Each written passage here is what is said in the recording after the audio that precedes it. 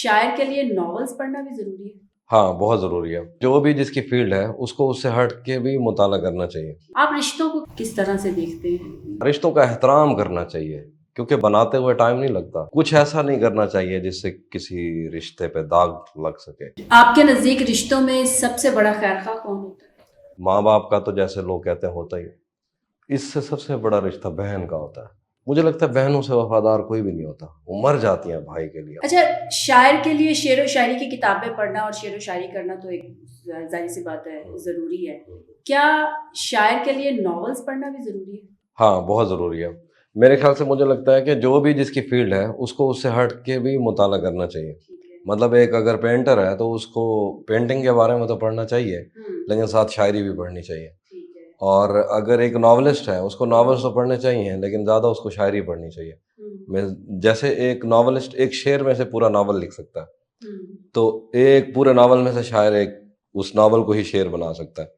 تو یہ ساری چیزیں آپس میں جڑی ہوئی ہیں. تو آرٹ تو سارے جڑے ہوئے ہیں. مجھے لگتا ہے کہ فکشن پڑھنا چاہیے. اس کی وجہ سے آپ کو بہت سارے آئیڈیاز بھی ملتے ہیں. ایسا نہیں ہوتا کہ آپ کوئی پورا کاپی ہی کرتے رہتے ہو لیکن ظاہر ہے آپ کا علم بڑھتا ہے. تو جتنا علم بڑھے گا اتنا آپ کی شاعری میں مدد ہوگی. آپ رشتوں کو کس طرح سے دیکھتے ہیں؟ دیکھیے مجھے لگتا ہے کہ جو انسان ہے نا اس کو جو قدرت نے ایک چیز باقی دنیا سے الگ نوازی ہے وہ ایموشنز ہیں خاص طرح کے. وہ اس کو ایکسپریس بھی کر سکتا ہے.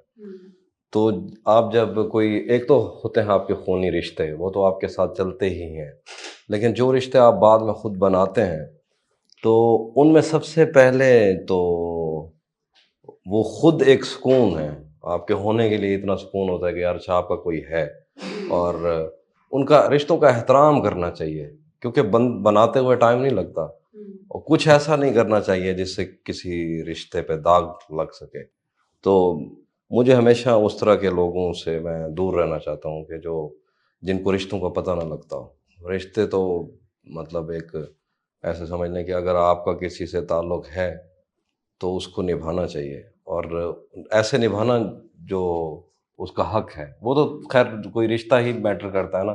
رشتہ ہی بتا سکتا ہے کہ اس کو کس طرح سا نبھانا چاہیے. وہ آپ کا کیسا رشتہ ہے کیا ہے. مجھے لگتا ہے کہ سکون ہوتا ہے یہ اس کا خیال رکھنا چاہیے.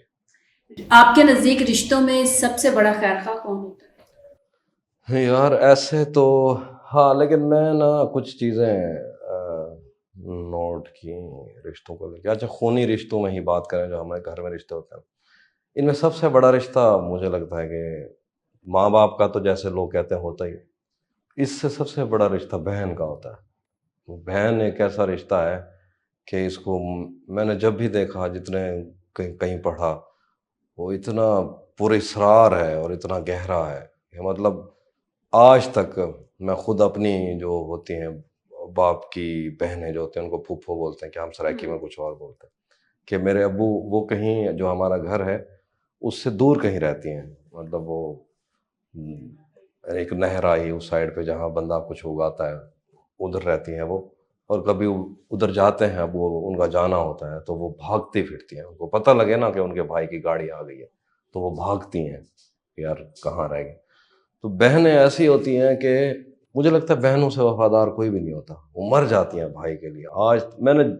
آج آپ کے ارد گرد جو لوگ سن رہے ہیں ان کے ارد گرد صرف اپنی ماں کو دیکھو اور اس کو دیکھو کہ وہ سب سے زیادہ کس کا ذکر کرے گی اپنے بھائی کا. یعنی آپ کے ماموں کا ذکر کرتی کرتی مر جائے گی. بہنوں سے وفادار کوئی نہیں ہوتا اور یہ بہت بڑا رشتہ ہے اور اس کی سمجھ نہیں لگتی لیکن اس کی قدر کر لینی چاہیے پہلے ہی.